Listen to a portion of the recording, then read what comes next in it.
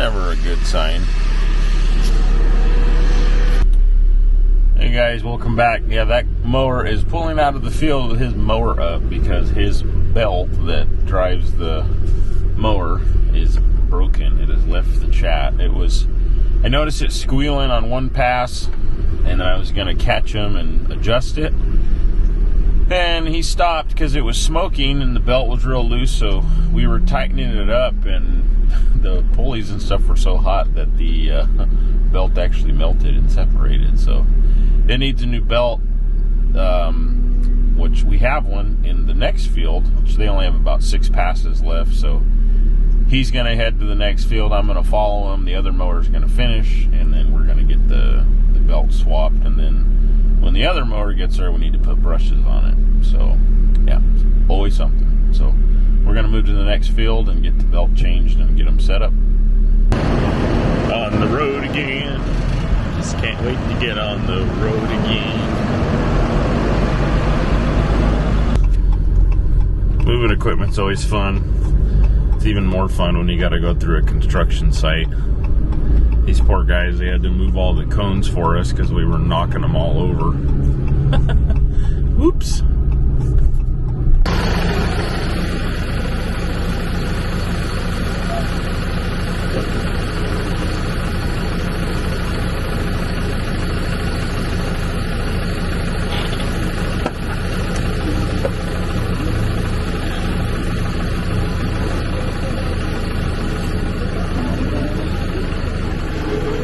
You hot? No, I put my gloves on.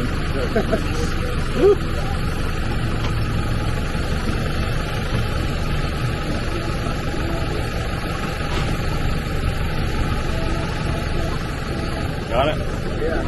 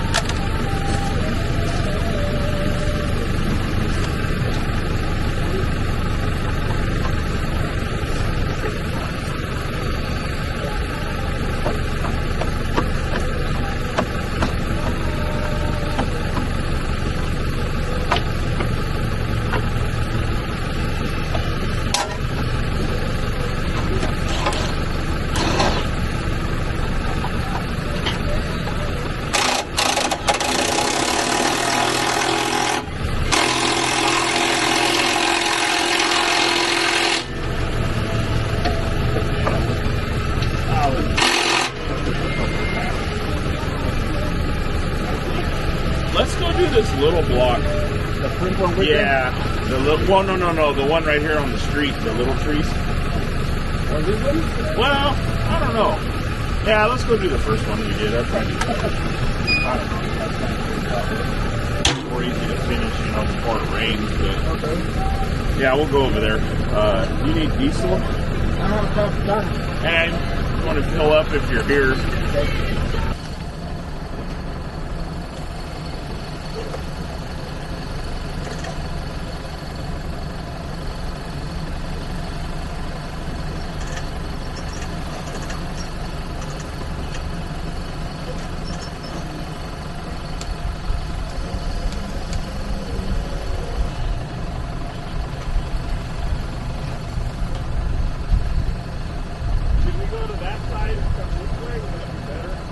Yeah, probably.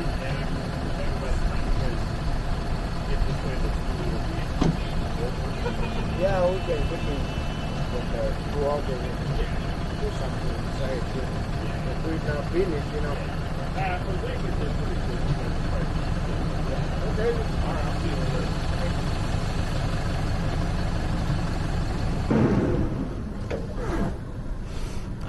Barbecue, anyone? This thing got hot. You can see it just melted and snapped. The pulleys were like hot. You couldn't even touch them. like you'd spit on them and your spit would sizzle, and the belt was loose, so we just, let's tighten it up. And as we were tightening it,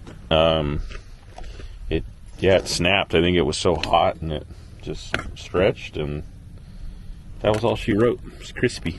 So, all right, we got the new one on. We're gonna go out to the field. He's gonna run a few passes, and then I'm gonna check the tension, because most of the time new belts stretch. So let's go do that. Plug your ears.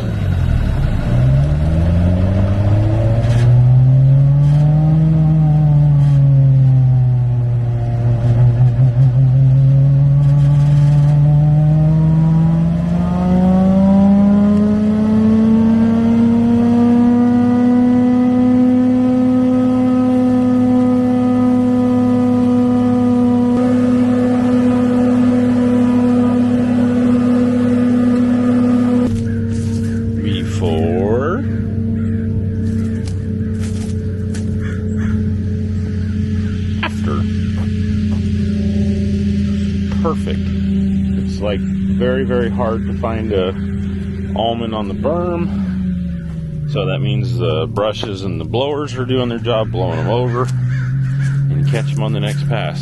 So yeah, it looks good. This field is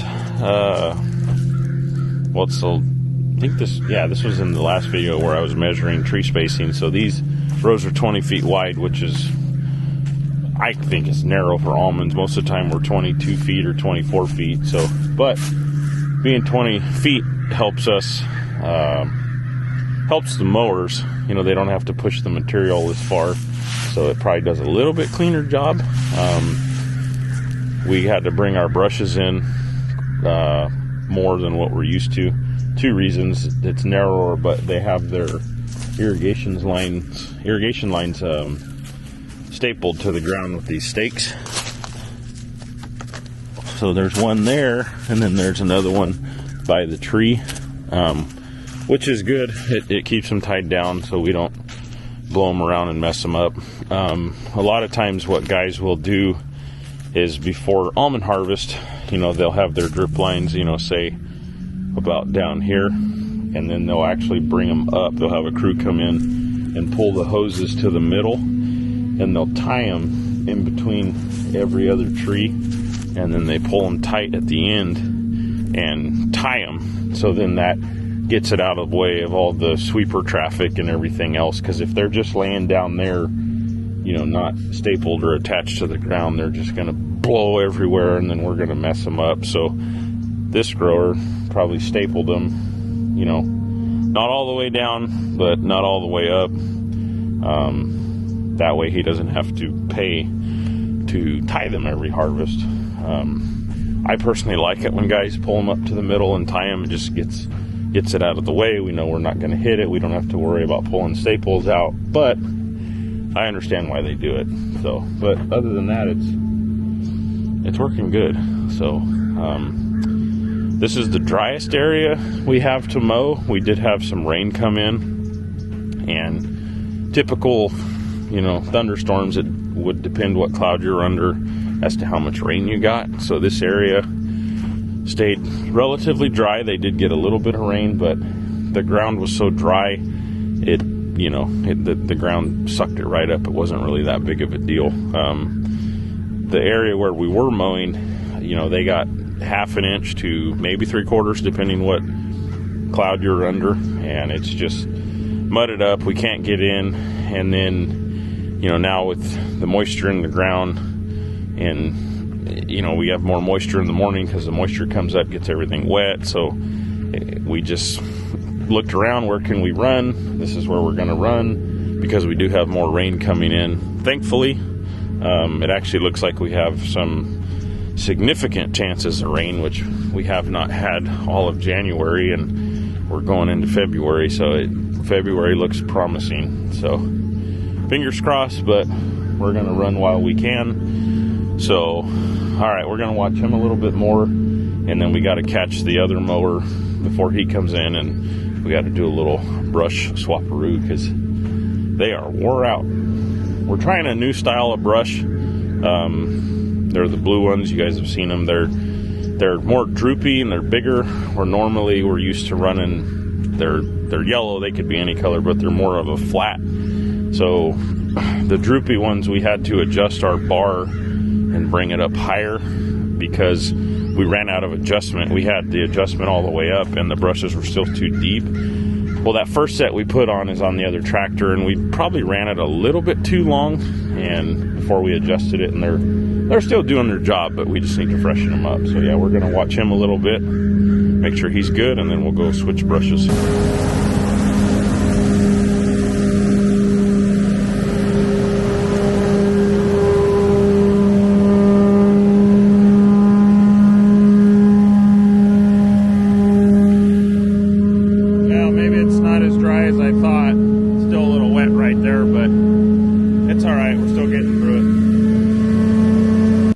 Pretty cool. I'm waiting in this yard for the other tractor to show up and just started looking around at their old equipment. It's an old Farmall 400 diesel, but check out that dual setup. I like that. Got the regular axle out to here, and then it's got like a gearbox planetary setup to power this wheel. That's pretty neat. Man, if this old equipment could talk.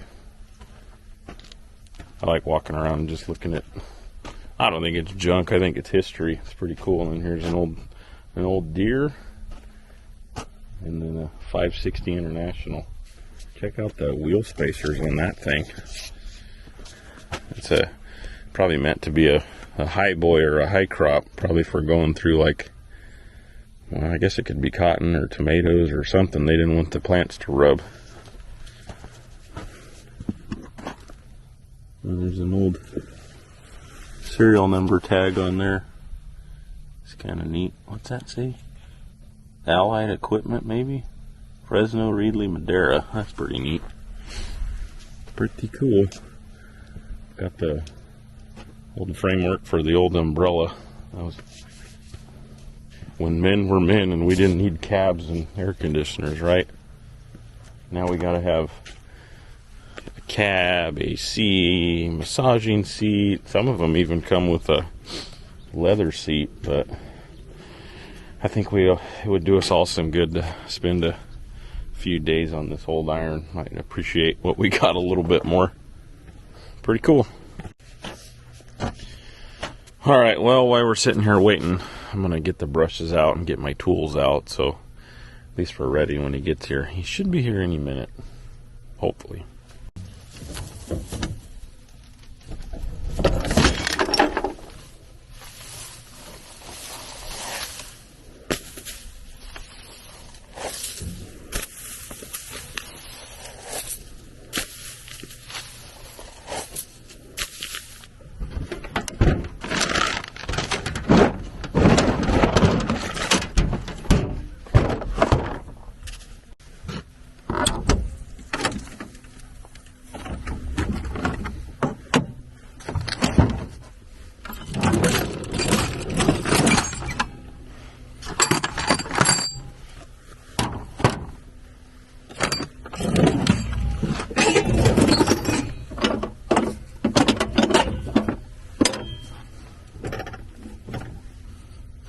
Missing my favorite hammer. It's probably in the shop. Ah, there it is. It's in the wrong drawer.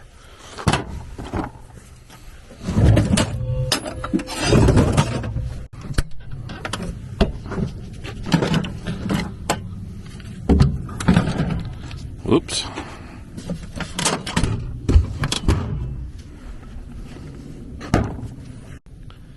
So there's 12 brushes, 6 on each side. I think they're like $40 a piece now. They used to be like 30, 35, so yeah, you do the math. It's expensive.